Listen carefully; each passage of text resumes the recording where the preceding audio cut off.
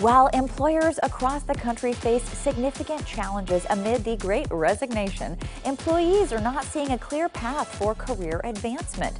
Raghu Krishnaiah, Chief Operating Officer at the University of Phoenix, joins us now with more information on how we can rebuild a strong workforce. Welcome to the show.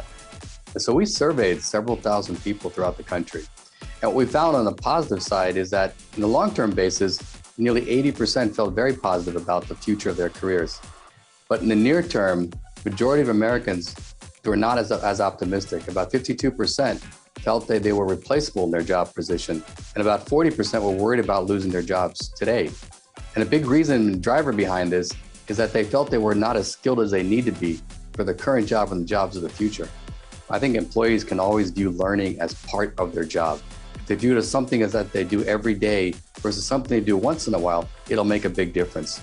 So they should be doing that. And the second thing I think is they should always look for ways to learn, not just at work, but even outside of work. Because oftentimes in the things that you do, the professional organizations that you're part of, the community organizations you're part of, you can continue to learn and develop and build new skills, which you can apply in the work and grow and advance as well.